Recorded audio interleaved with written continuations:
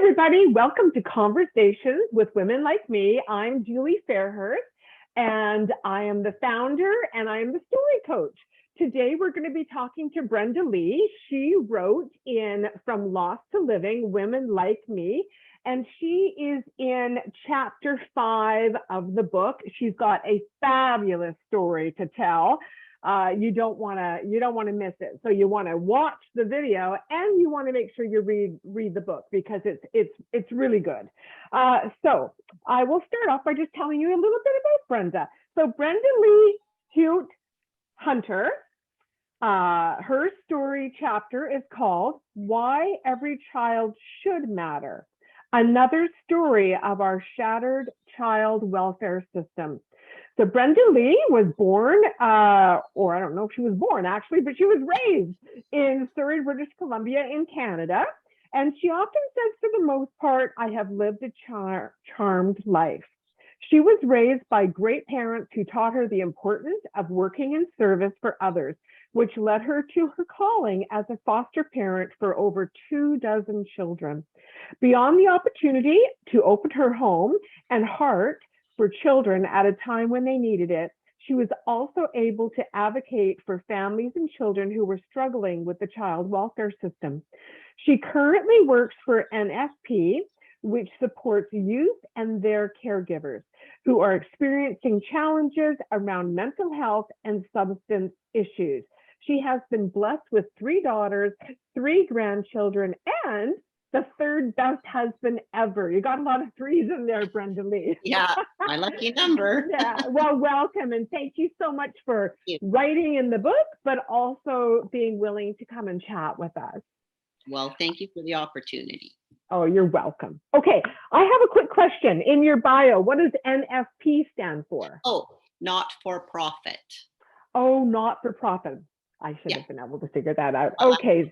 And I could have put all the words in there, but yeah. That's okay. Yeah. At least give people a reason to contact you. Yeah. What is that? Okay, perfect. All right. I just wanted to double check on that. Okay, so what I would like to do to start is just ask you, why did you want to write your story in the book? Because this not just this story, but I have many others, and it all comes down to speaking out for people who can't speak for themselves, and giving them a voice. Unfortunately, right now, it's too late for a lot of those kids, but I think if we start having these conversations and telling these stories, then we can start making the changes that need to happen in the system to save more people from the type of things they're going through right now. Well, it's such an important issue. It's just, it's such an important issue. So well, it's our future. It is our future. Yes. Well, let me just bring up a little bit of the beginning of your story, and then you can maybe tell us a little bit more about what happened. You start off by saying that you had not a pleasant conversation with a social worker on the telephone. And then you go on to say, a couple of weeks before that call, I had gone to court to say goodbye to all the hopes and dreams I had for a child who called me mommy for almost 7 years. So what happened? Do you want to give us a little insight there as to what was going on? Well, I had, Danica was my first placement as a foster child, or as a foster parent. She came to me with her slightly older brother, and I was told at the time it was going to be a 3-month placement. Mom had some mental health stuff going on, and that's sort of a typical scenario we see in the foster care system. Right. So I agreed to do that, and long story short, 3 years later, it was decided that Danica was still with me. Her brother was not at that point. It was decided that she was not going to be going home to mom. And we were encouraged to adopt her, which how old was she when she first came to your home? she was a year old. It was right after her first birthday.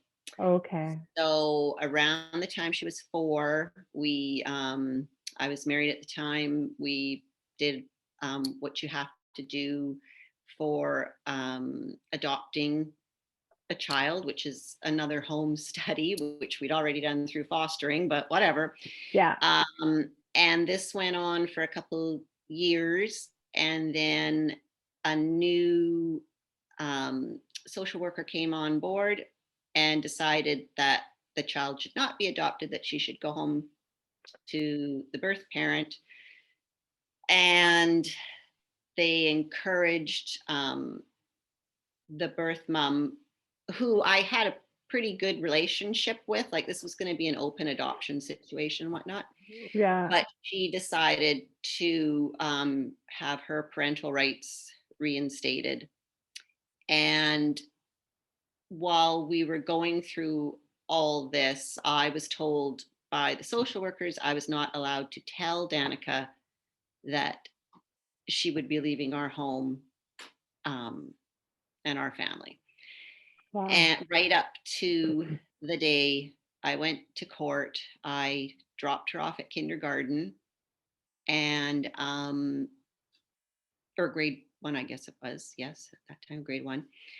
And I dropped her off in the morning, and her mom picked her up in the afternoon. And wow. Basically, that was it.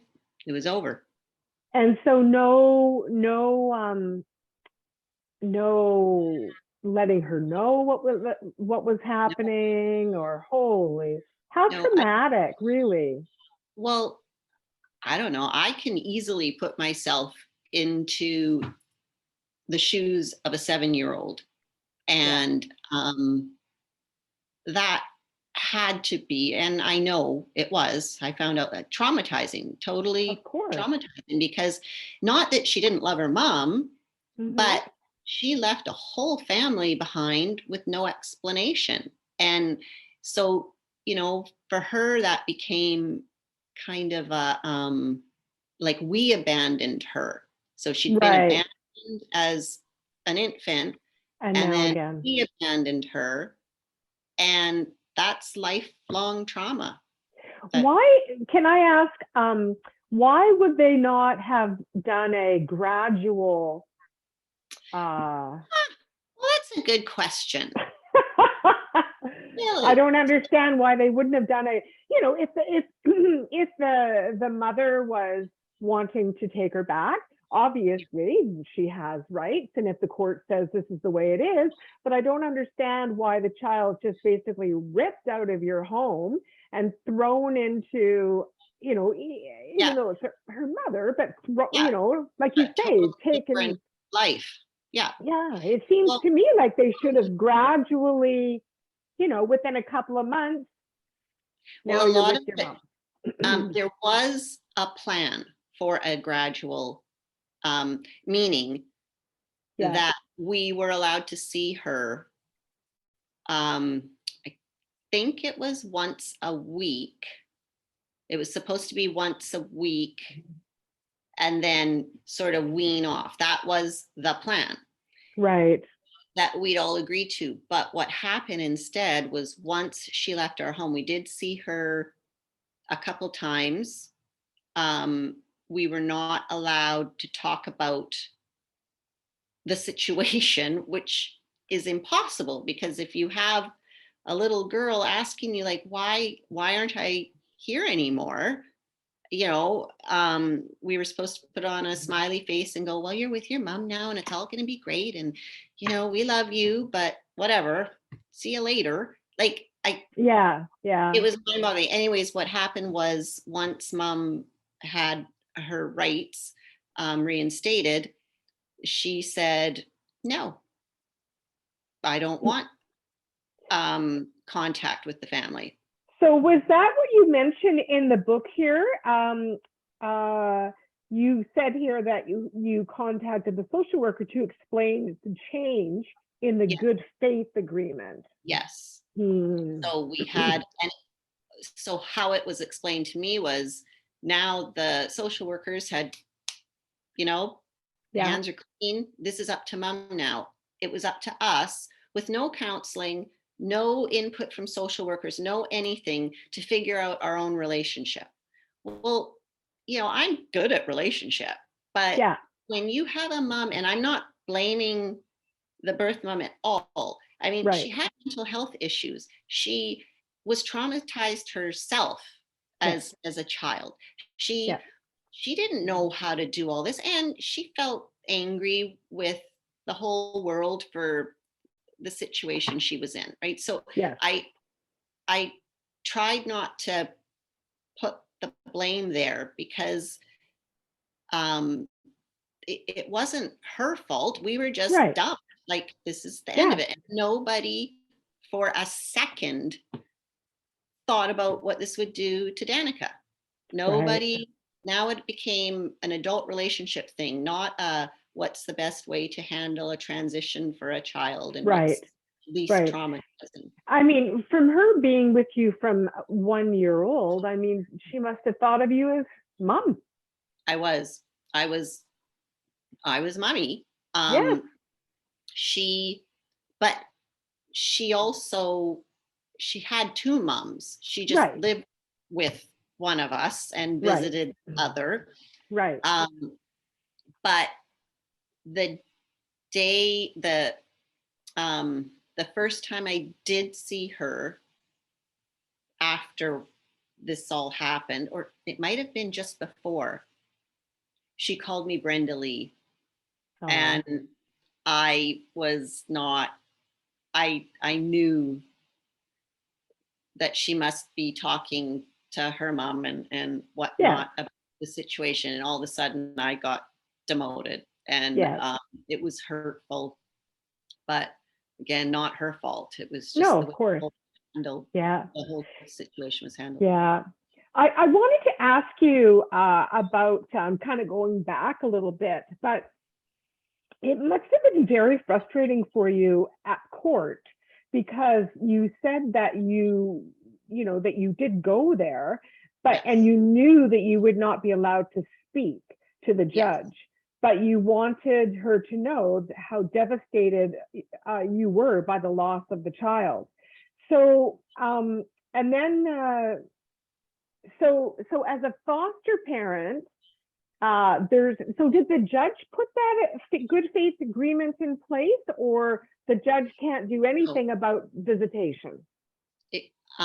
what it was, foster parents have no legal rights over the children in their care. Right. So that means when you go to court, unless you're called as a witness, um, you don't. And even then, it's just such a convoluted situation. So Mm-hmm. the judge could only rule on what was brought before her in the courtroom. Yeah. So she couldn't even ask, other than she did ask why we were there. I explained, because it was my whole family and friends were in the courtroom. And I said that we were the foster family. And she said, "You realize you have no voice in this courtroom?" And I said, "We never have. I understand that, but we had to be there today." And so when the information she had was that mom had gone through all the hoops and everything, Yeah. and the ministry said she's capable of parenting this child now. And so a judge can't really question it when it's No. right. There's nobody Right. to argue otherwise. Right. She did um, say, I honestly can't remember if I put this part in the book, but she was very concerned about making the ruling, but she she wasn't convinced this was in the best interest of the child completely. Right. But Right. the law is the law. The law is the law. Yeah. And then you go on to say that you went through the motions of living for months.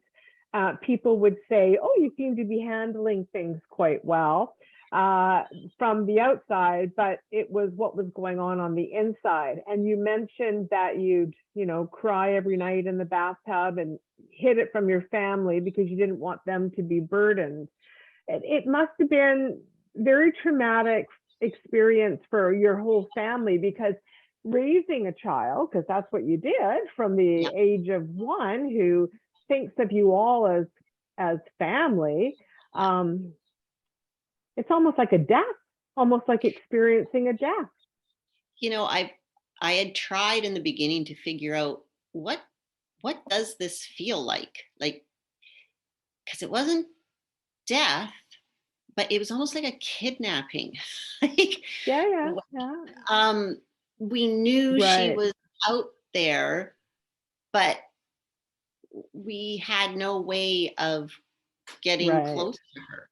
And it was something that very few people can fathom, because they've never been through that sort of, that situation and those feelings. And it was grief. It was plain raw grief. Yeah. You say in here as well that you and the mother, the birth mother, agreed that the social workers had failed you, because I know that you do mention that you saw Danica and her mom, I think, in a grocery store. Yes. Yeah. And then you ended up connecting and talking. Yeah. Gotta love Facebook. Yeah. Yes. Not always evil. No. No. No. We did reconnect and talked a lot about how we each felt at the time. And we talked about how it was so crazy that no social worker reached out to help us. Mm-hmm. Which in turn would have helped Danica. Right. And I'm sorry, that's their job, not just, it was just, they didn't help us build a relationship. It just got worse after that happened. Mm-hmm. And we both agreed that if we'd had a little bit better support, things may have looked differently. Yeah.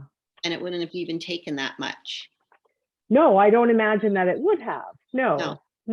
Well, and as go ahead. Disappointed as I was, and as devastated as I was, I am a very practical person, and I understood that my role for Danica had ceased, but that didn't mean we should throw her out to the wolves. And that's what I felt ministry forced us to do. Yeah. Well, I want to read a little bit that you wrote in here. You talk a little bit about some statistics, and then I want to ask you, what do you think we can do about this? So let me just read a little bit about this. So you believe our foster care system is in shatters. And then you talk about that children who grow up in care are 50% more likely to be involved in substance abuse, teen pregnancy, crime, have mental health issues, attachment disorders, homelessness, and the list goes on. And then your last sentence just really hit me, where you say, I believe that nothing will change until we learn that every child truly matters. So why don't you give us some wisdom, Brenda-Lee? What can we do? What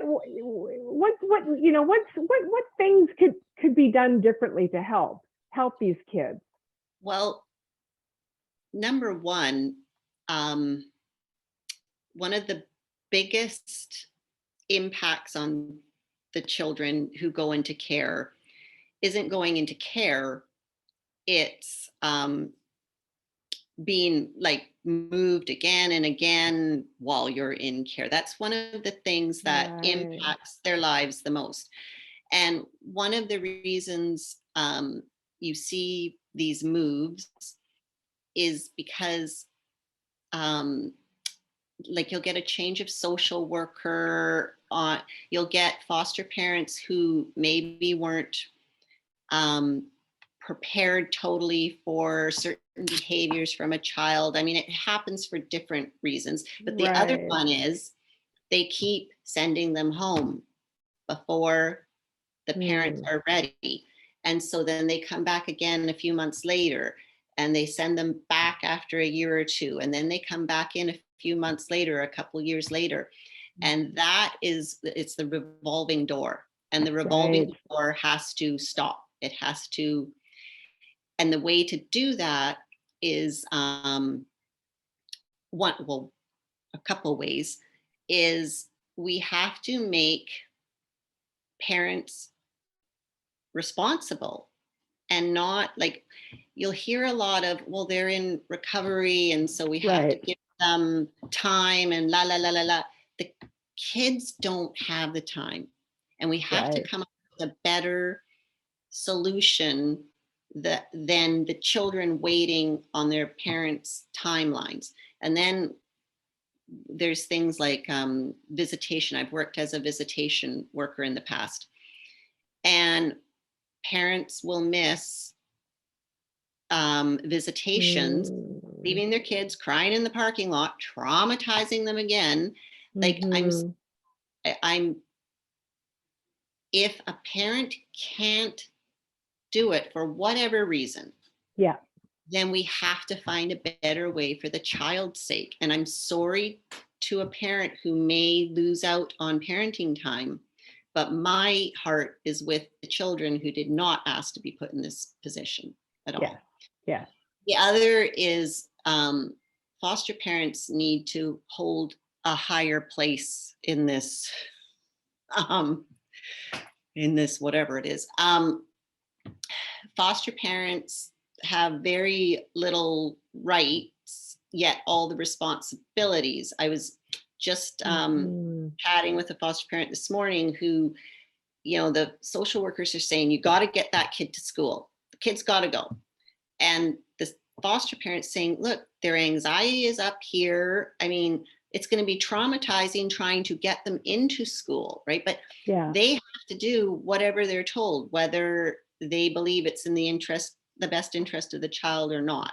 Right. And and that's not to say all social workers are Oh no. not, but and there's some crappy foster parents out there. Yeah. There's, Yeah. but we need to put all that aside and think about the kids before Yeah. we're thinking about anything Yeah. else. Yes, Yeah. I agree. Yeah, it's when you were saying about the revolving door, I thought to myself, that must be they're being abandoned Again, over and and over over and and over over. again. Yeah. And no wonder they grow up with mental health issues and substance Yeah. abuse problems They just and can't stop the pain that they're mhm, feeling. And yeah, they don't know how to have um, make relationships in life, because every time you yeah, get close to someone, they're going they're to dump you. gone. Yeah, Yeah. yeah, Yeah. yeah. I think that's just yeah, yeah. It's really, and I mean, Yeah, it's very complicated. I could talk for hours about yeah, all the possible ways to make the yeah, changes. But I think um, we need to start lobbying those that have the power to make the changes. yes, And we need to be heard. You know, a really good example of this right now is what's going on with the Every Child Matters movement. yes, And um, that some people look at that as separate from what's happening today. yeah, So two things. One, I love what they're doing because they're yes, bombarding us this is got to stop, Right. Yes. or this is what happened and we need to deal with it. But Yes. it's happening every single day, just Mm-hmm. not in the Aboriginal community. It's Right. happening here on Yeah. our streets, in our communities. Yes. Kids are being taken from their families Yeah. and traumatized even further. Yes. And Yeah. we need to make huge changes Yeah. to, and if we could look into the way other countries do foster care, Yeah. that could be helpful, because there are some countries who have much better, there's provinces that Yes. do it better than us in Right. BC. So it can be done. It'll never be perfect, but No. improvements can be made. Yeah. I know a girlfriend of mine, she ended up caring for her grandson. This was last year, I think it was. A kinship. And it was just that it was, she just finally said, I'm not coming to these meetings anymore. Like, it's just ridiculous. So she had a social worker, the child had a social worker, the mother had a social worker. They didn't want the mother and the grandmother to talk. They wanted all the communication to go through the social worker. And it was just, and by the end of it, my friend was just like, I'm just done. Like, I'm not coming to the meetings anymore. I'm absolutely not doing it. She said, I'm not coming. Nope, not coming. But, in a way, because I've met many grandparents in that situation through, especially through doing the visitations, right? And they are just tired of doing, I want to dare them, don't show up. See what they're going to do. They're not going to do anything. They're not they going didn't do it. No. child from you, because there's nowhere to put it. Yeah. And she was, and then they ended up sending him, the mom did a bunch of courses, parenting courses, and a bunch of stuff. And she was trying for sure. And then, but he was so, he just really thrived in her care. And then she felt same kind of thing, that he was, but there was like mom would come and take him one night a week. And so it wasn't, where he was 1 and now he's 7. But but it was just, he went home early, and then she's moved away, and now she's, she's taking him to hospitals because she thinks it's just, I don't know. I just don't know. I don't know. I don't know how to solve these problems. I feel so badly for the kids. I think one of the issues too, they put, like, I know of a family who had been suspected of abuse. Long story short, it was brittle bone syndrome. It was not abuse. And it was just ridiculous what the ministry put the family through, even though they had proven that it was not abuse. Anyways, the grandparents stepped up to take the children. Well, the grandparents were treated like any other one of your neighbors if they wanted to take the kids. No, you have to have these home studies, you have to do this. Well, wait a minute. All this talk about kinship and family supporting family, and that's kind of where foster care was supposed to end, was family supporting family. But make it so difficult for the families, so more traumatizing than the situations that they're in, which the trauma filters down to the children. And just bureaucracy is destroying children. I just came back to me in another life before, I did work with children with disabilities, and I worked in respite care. And so the parents would bring the kids in, and they would stay with us for a weekend or a week, or just a couple of, whatever that parent needed. And I remember this one little boy, he needed so much care. He was paralyzed. He was nonverbal. He Yeah. he needed constant care. Oh, And I yeah. remember mom coming, and I remember the mom telling me, I want to keep him at home, but nobody will give me funding. Yeah. So I have to send him to a foster home Yes. because I have That's to the work. only way she Yes. can get. Yeah.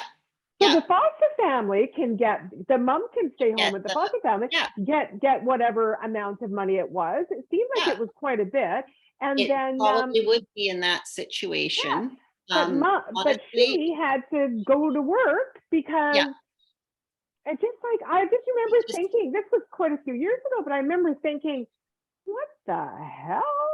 Like, this yeah. is Like, ridiculous.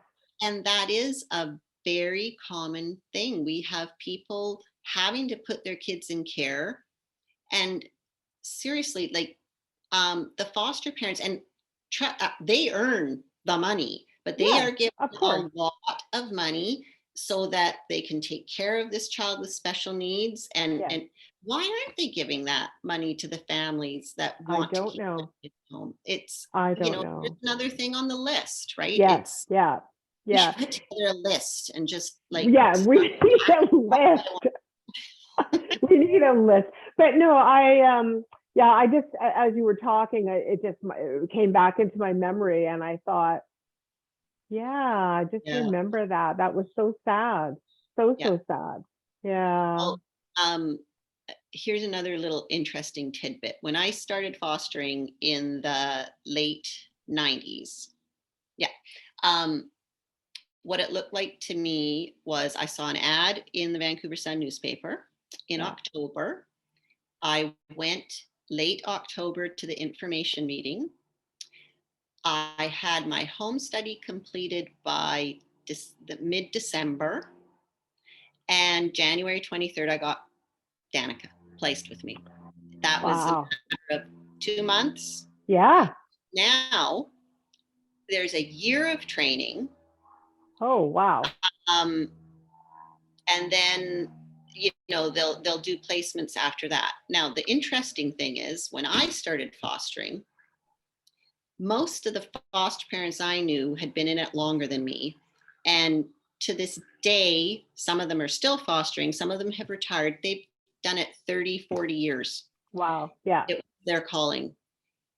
If you want to fast forward, people are going through the year of training and not lasting even a year, 2 or 3 of fostering.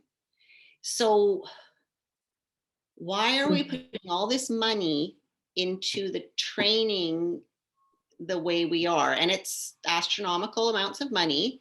Yeah. And if you look at those stats, Yeah.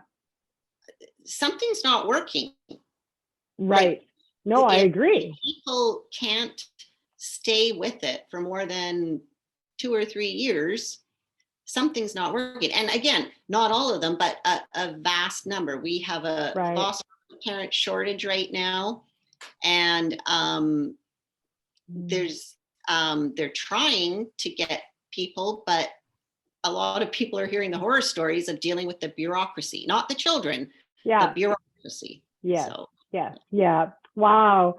Well, Brenda-Lee, thank you for doing such good work in the world, and thank you for writing your story in Women Like Me, From Lost to Living. And boy, that title really, From Lost to Living, certainly that one, puts yeah. your situation there. That's very hard. And and I appreciate you coming and talking, and I hope that whoever is listening to this, I don't know if they can do anything, but just, I guess it's just getting awareness out there is what we That's need to right. do. Get That's the right. awareness out there, and get, Absolutely. yeah, and hopefully we can promote change in the world by at least doing that.